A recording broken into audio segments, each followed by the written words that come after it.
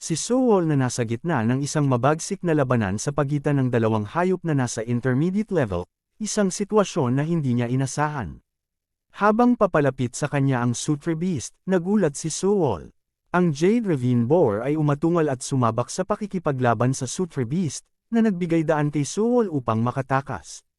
Inamin ni Sewol na kung di dahil sa bulaklak ng liwanag, napagtanto niyang kung wala ito, maaaring napahamak siya sa kamay ng Sutre Beast. Sa kabutihang palad, ang napapanahong pagdating ng Jade Ravine Boar ay nagligtas sa kanya mula sa tiyak na panganib. Pinagnilaya ni Sewol ang kaalaman na ang mga hayop sa intermediate level ay mayroong Nidon, isang mahalagang panloob na elixir. Nilapitan niya ang natalong Jade Ravine Boar at napansin ang malakas na apoy na nagmumula sa isang maliit na bato. Habang iniisip ang sitwasyon, nagtanong si Sewol kung maaari siyang makagawa ng isang Dharma tool sa pamamagitan ng pagkuha ng mga balahibo mula sa Sutre Beast. Gayunpaman, nakuha ang kanyang atensyon ng bulaklak ng liwanag na inagaw ng Sutre Beast sa gitna ng labanan. Matapos tipunin ang bulaklak ng liwanag, isang nida ng hayop, mga balahibo ng Sutre Beast, at makakita ng ilang Spirit Stones, binalika ni Sewol ang mapanganib ngunit produktibong ekspedisyon.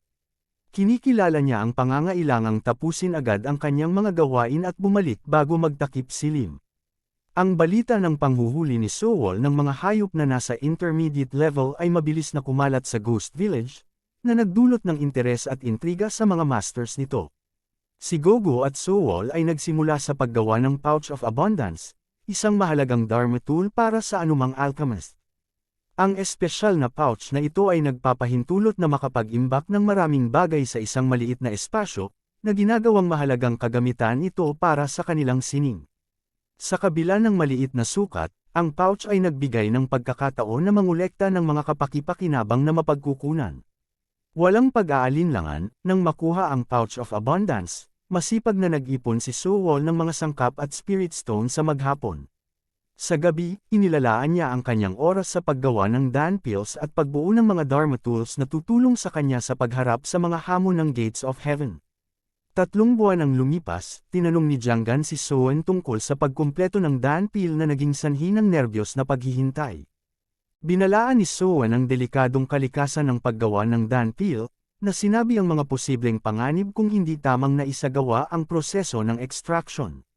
Anumang pagkakamali sa extraction ay maaaring magresulta sa matinding epekto sa katawan. Pinayapa ni Sewol si Sewol na naniniwala sila sa kanyang kakayahan, ngunit binigyang diin ang kanilang presensya upang magbigay ng proteksyon sakaling may mga hindi inaasahang problema sa Dan Pill.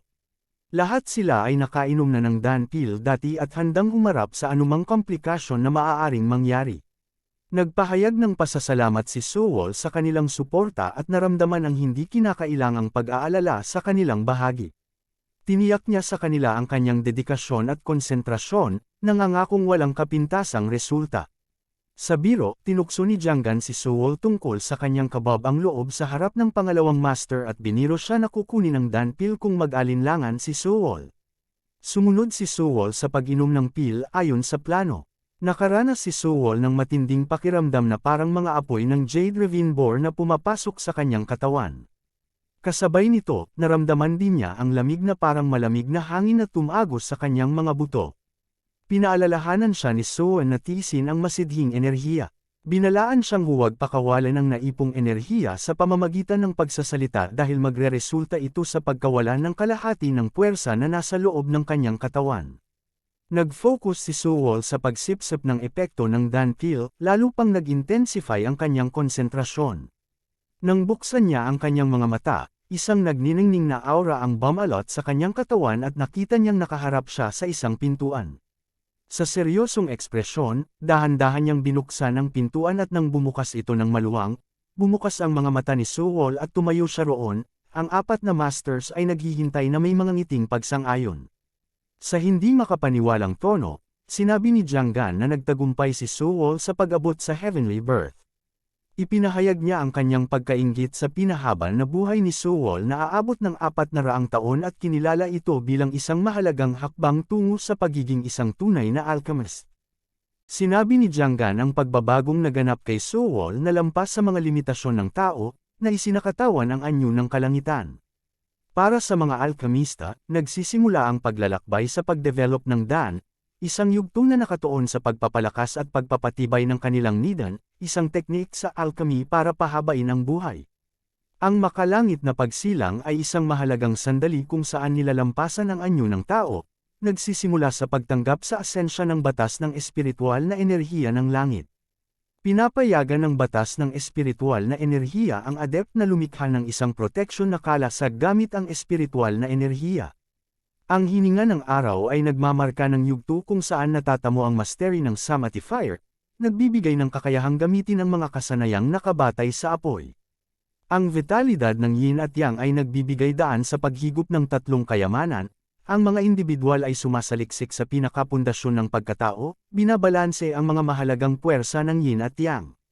Sa wakas, ang trono ng langit ay sumisimbolo sa panghuling tagumpay, kung saan umaakyat ang isa sa antas ng isang immortal na Diyos. Ibinunyag ni Soon na sila'y naging ordinaryong mga tao pagkatapos mabasag ang kanilang nidan, ngunit ipinahayag ang kanilang kagustuhang si Sool ay magsikap at umakyat sa trono ng langit.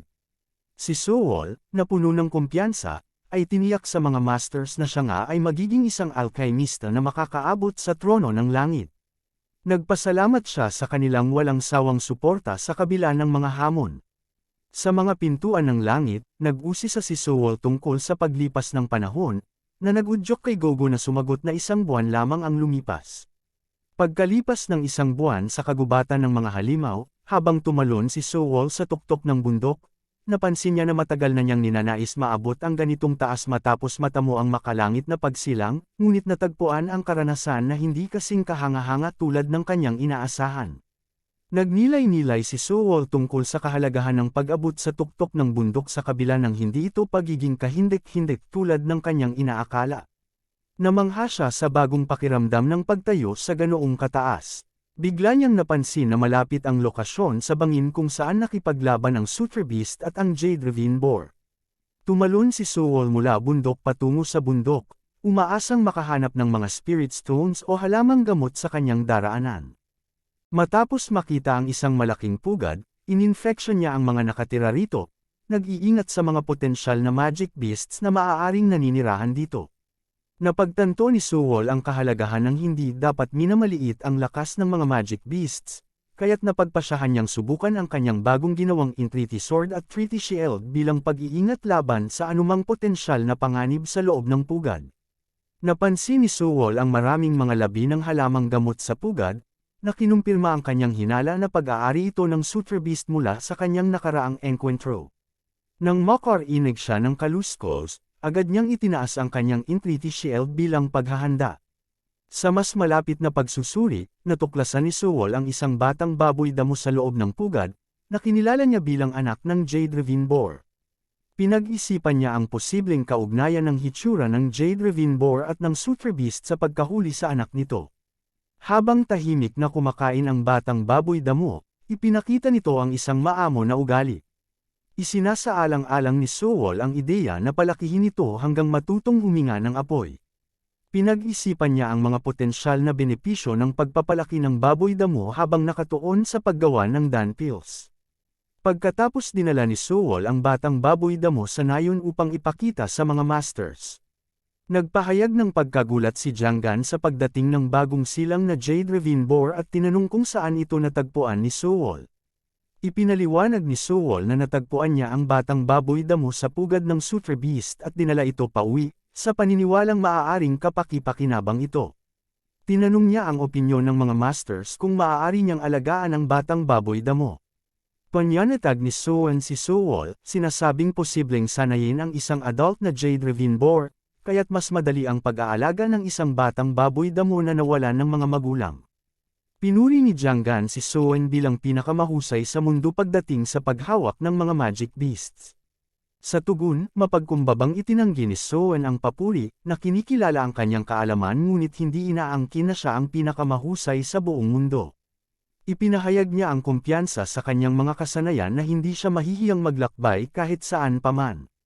Si Jianggan ay tinukso si Soon tungkol sa ideya ng pagiging kilala bilang master ng mga lihim na teknika, na nagpapahiwatig sa lalim ng kaalaman ni Soon. Hinikayat niya si Sewol na kunin ang lahat ng kaalaman ni Soon tungkol sa mga hayop ng mahika. Si Sewol, sabik na matuto at mapalugod ang kanyang mga guro, ay masigasig na sumang-ayon na kunin ang lahat ng impormasyong maibibigay ni Soon. Tinanong ni Sewol kung gaano katagal aabutin bago ang batang baboy ramo ay makapagbuga ng apoy. Tinataya ni Gogo na maaaring umabot ng 5 taon bago magkaroon ng kakayahang magbuga ng apoy ang baboy ramo. Nabigla sa haba ng oras, si Sewol ay nagulat, inaasahan ang mas agarang tulong mula sa baboy ramo. Biro ni Jianggan na pinagalitan si Sewol dahil sa kanyang pagkabagabag, sinisigurado sa kanya na ang 5 taon ay mabilis na lilipas para sa isang alkamista.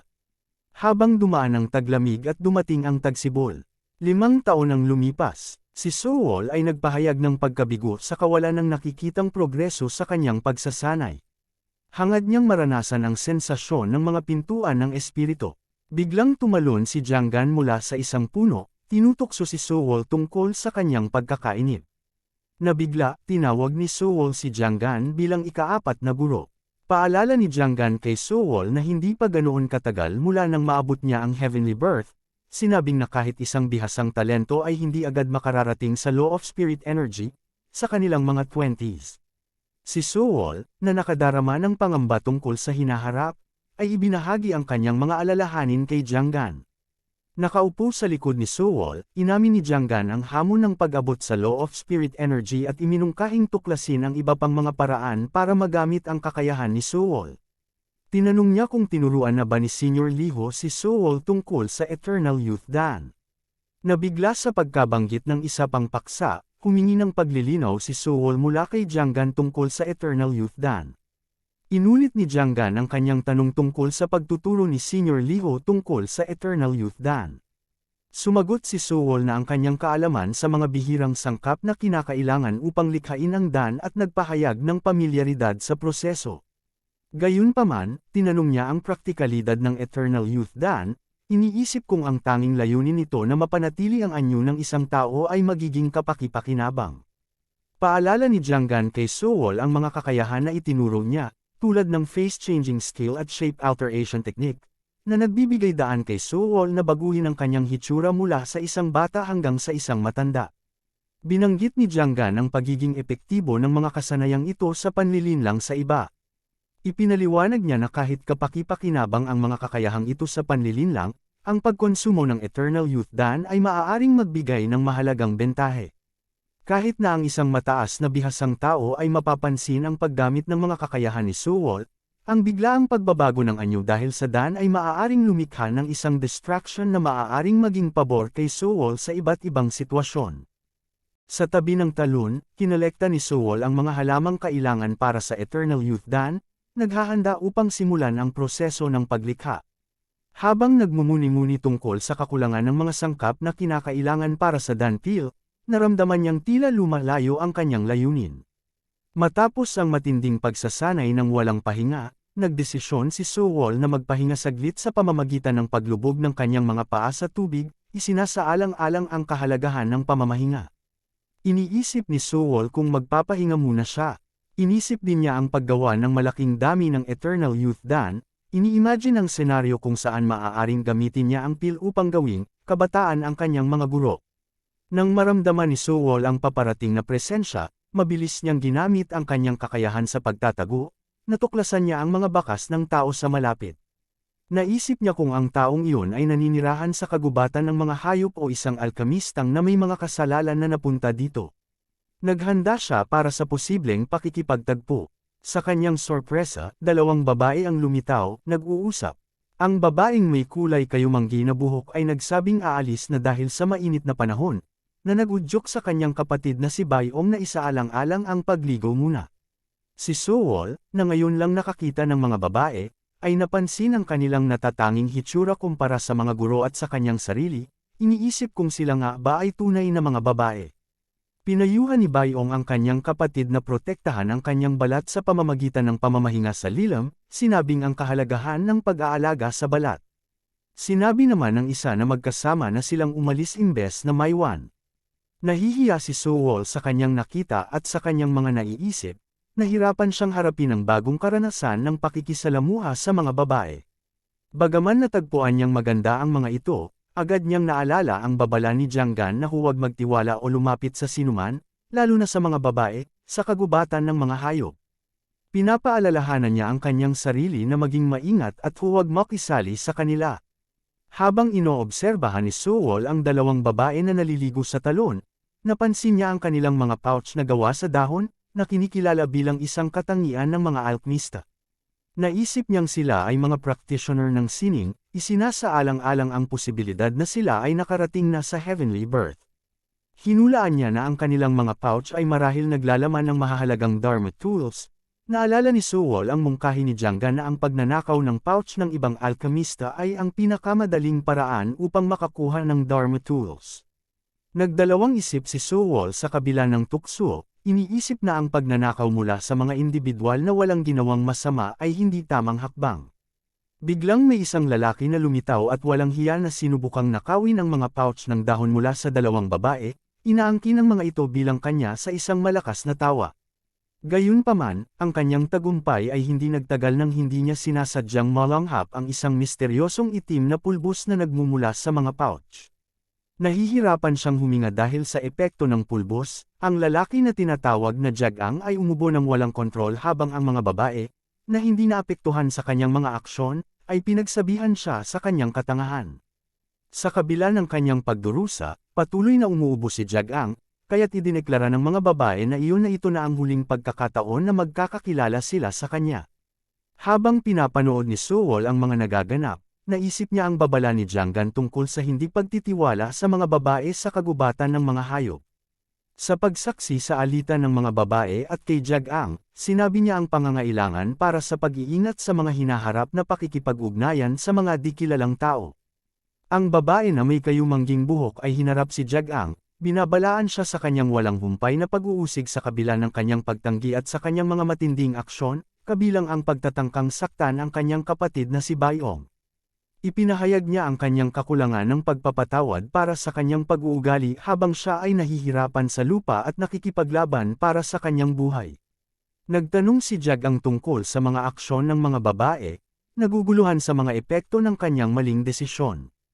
Ipinaliwanag ng may kayumangging buhok ang sitwasyon kay Jiang, detalyado kung paano kahit na siya at ang kanyang kasama ay umabot sa ikatlo at ikaapat na yugto ng heavenly birth, kinikilala nila ang malaking pagkakaiba sa kapangyarihan kumpara sa kanya na umabot sa ikapitong yugto. Inaasahan nilang susubukan niyang nakawin ang kanilang mga pouch ng dahon, kaya't naghanda sila ng peking pouch na naglalaman ng itim na asido na pulbos upang pansamantalang i-neutralize ang kanyang espiritual na enerhiya, na naging sanhi ng kanyang kawalang lakas. Nang si Jiang, na ngayon ay may berdeng kulay mula sa epekto ng pulbos, ay napagtanto ang mga epekto ng kanyang mga aksyon, inamin niya ang kanyang pagkakamali, kinikilala na ang kanyang kasakiman ang nagdala sa kanya sa pagkakabagsag. Habang pinag-iisipan ni Sewol ang mga nagaganap, napagtanto niyang ang mga aksyon ng mga babae ay hindi lamang dahil sa masama, kundi dahil sa isang mas malalim na kwento. Kinilala niya na ang mga aksyon ni Jiang ay nararapat sa kaparusahan, kaya't pinili niyang hindi makialam, itinuturing na siya ay karapat-dapat sa kinalabasan. Sa isang biglaang pag-ikot ng mga pangyayari, naghagi si Jiang ng isang silver needle patungo sa dalawang babae, na nagudyok kay Boyong at sa kanyang kasama na ipagtanggol ang kanilang mga sarili laban sa lumilipad na silver needle.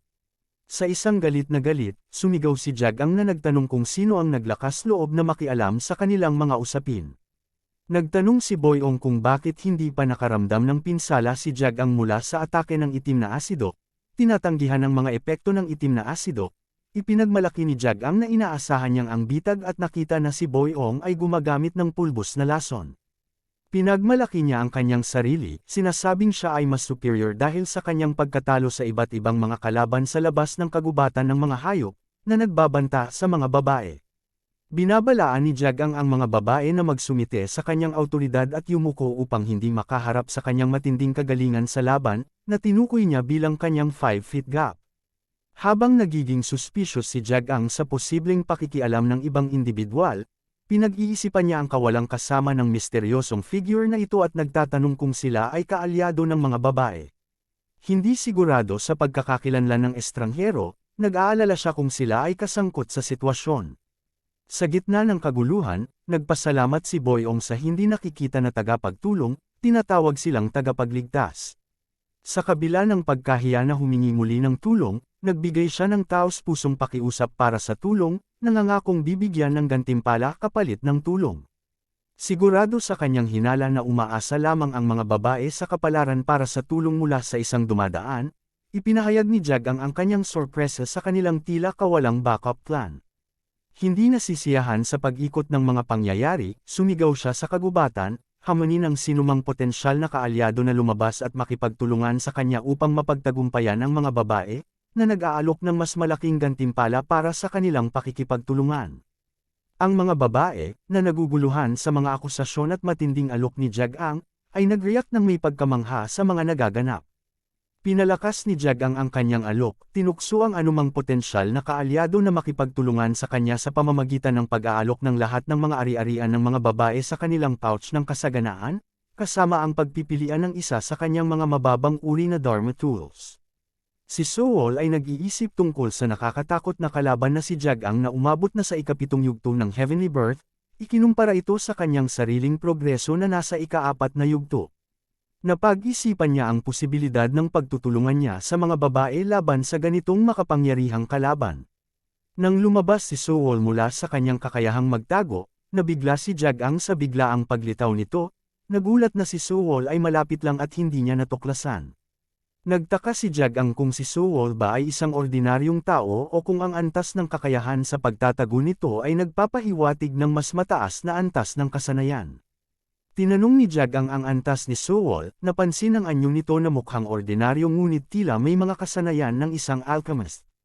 Gayunpaman, si Soul, na maingat sa payo ni Jangan sa pagtatago ng kanyang mga kakayahan, ay pinili na panatilihing lihim ang kanyang antas at kasanayan sa kasalukuyang sitwasyon. Tumugon si Soul sa tanong ni Jagang sa pamamagitan ng pagsasabi na siya ay nasa proseso pa ng pagbuo ng kanyang niden at kamakailan lamang ay umabot sa ikatlong yugto ng Dan development. Nag-isip si Jagang na dahil sa maagang yugto ng Dan development ni Soul, maaaring ang mahina niyang spirit energy ay nagtakip sa kanyang tunay na kakayahan, na nagpapaliwanag kung bakit hindi siya pinahalagahan ni Jagang. Tinatanggap ni Jagang ang kahangahangang kakayahan ni Soul sa stealth sa kabila ng kanyang katayuan bilang isang alchemist sa maagang yugto ng Dan development. Nagtaka si Jagang kung paano natukoy ni Soul ang kanyang Silver Needle. Sinabi ni Soul ang kanyang mga kakayahan sa stealth sa isang Dharma tool na nagpapahusay sa kanyang chi technique at inihayag na nakilala niya ang Silver Needle, gamit ang isang detection tool na nagpapabuti sa kanyang paningin. Isinasaalang-alang ang potensyal na arsenal ng Dharma tools ni Soul, iminungkahi ni Jagang ang paggamit sa kanya sa darating na labanan sa dalawang babae na handang ipagtanggol ang kanilang sarili. Ibinunyag ni Soul na siya ay may hawak na espada at kalasag na namana mula sa kanyang mga magulang, na nagpasalamat kay Jagang sa mga mahalagang pag-aari na taglay ni Soul sa kabila ng kanyang kasalukuyang antas ng kasanayan. Nagplano si Jagang na unahin ang pakikitungo sa mga babae bago alisin si Soul upang makuha ang mga ninanais na Dharma tools. Kinikilala ang kayamanang mahahalagang bagay na hawak ni Soul kumpara sa kanyang kasalukuyang kakayahan. Iminungkahi ni Jagang ang isang alyansa kay Soul, nag-alok ng tulong at valuable na payo kapalit ng suporta ni Soul. Nahikayat si Soul sa mapilit na salita ng nakatatanda at pumayag na ibigay ang kanyang buong suporta kay Jagang sa darating na labanan. Sa isang pagsabog ng galit, ipinalabas ni Boyong ang kanyang puot kay Jagang at Soul, gamit ang kanyang espada sa pagtatangkang tamaan sila. Sa kabila ng kanyang mga pagsisikap, maingat na ginamit ni Soul ang kanyang kalasag upang ipagtanggol ang sarili laban sa mga pag-atake. Ipinapakita ang kanyang kakayahan sa pagtatanggol habang lumalala ang mga pag-atake. Napansin ni Soul na hindi sinusubukan ni Jagang na umiwas sa kanila, na nagbigay kay Soul ng hinala na baka sinusubukan ni Jagang ang kanyang mga kakayahan. Nauunawaan ang patuloy na pagdududa ni Jagang, nagpasya si Soul na makisama at sumunod sa kanyang mga utos. Pinuri ni Jagang si Soul sa pamamagitan ng pagtapik sa balikat at iniutos sa kanya na mag-focus sa pagharang ng mga pag-atake gamit ang kanyang Dharma Shield, habang si Jagang ang bahala sa pagpigil sa dalawang babae gamit ang kanyang mga kakayahan. Matagumpay na tinamaan ni Jagang si Boyong, na nagdulot ng pag-aalala sa babae na may kayumanggi na buhok, ngunit tiniyak ni Boyong na ayos pa siya. Ipinakita ni Jagang ang kanyang kay-abangan at kinutya ang kanilang kakayahan, tinanong ang bisa ng kanilang mga aksyon, at hinikayat silang itugma ang kanilang kumpiyansa sa kanilang mga kakayahan. Gamit ang kanyang mga kasanayan, naglunsad si Jagang ng pag-atake na nag-udyok kay Boyong na ipagtanggol ang sarili gamit ang isang saber barrier. Nakikita ang pang-aalipusta ni Jagang sa kanilang lakas at ang kanyang estratehiyang in-neutralize sila kaysa makipagsagupaan ng lubusan, napagtanto ng babae na may kayumanggi na buhok na kailangan na nilang harapin siya ng direkta. Ginamit niya ang kanyang kasanayang fan para puntiryahin si Jagang, na nag-udyok kay Sewol na makialam at ipagtanggol ang laban gamit ang kanyang kalasag. Kinilala ni Jagang ang matagumpay na depensa ni Sewol laban sa lihim na mga atake at ipinahayag ang kanyang pasasalamat, na pagtanto ang panganib na kanilang nailagan. Mapagpakumbabang sinabi ni Sewol na wala iyon. Habang lalo pang naiinis, ibinuhos ni Jagang ang kanyang galit sa mga babae, idineklara na naging maluwag siya sa kanila dahil sa kanilang sitwasyon, ngunit hindi na siya magpipigil. Inutusan niya si Sewol na lumipat mula sa depensa patungo sa offense iba, hinihimok siyang gamitin ang kanyang espada para atakihin ang mga babae at hatiin ang kanilang atensyon. Sumang-ayon si Sewol na sundin ang utos ni Jagang. Sa gitna ng laban, pinakawalan ni Jagang at Sewol ang kanilang mga kasanayan para atakihin ang mga babae. Si Boyong, na inaasahan ang paparating na mga pag-atake, inutusan si Sami, na magtago sa likod niya habang ipinagtanggol niya gamit ang isang kalasag.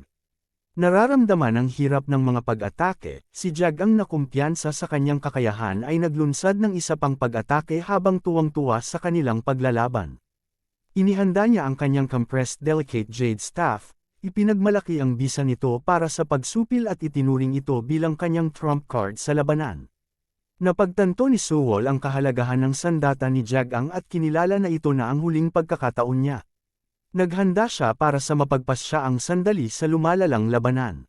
Hinamplas ni Sewol ang kanyang espada kay Jagang, na agad namang umilag sa atake ni Sewol. Naramdaman ni Jagang ang pagtataksil at ipinahayag ang kanyang galit. Tumalon si Sewol at pinalabas ang apoy na tinatawag na swelter of anxiety, patungo kay Jagang, kasunod ng isang energy burst. Ang pag-atake ni Sewol ay iniwan si Jagang na nanginginig sa lupa. Bilang tugon sa mga paratang ni Jagang, sinabi ni Sewol na posibleng may pagtataksil at kasakiman, kapag sobra na ang kasakiman, ito ay magiging lason. Sa wakas, tinapos ni Jagang ang labanan sa pamamagitan ng pagputol ng ulo ni Jagang.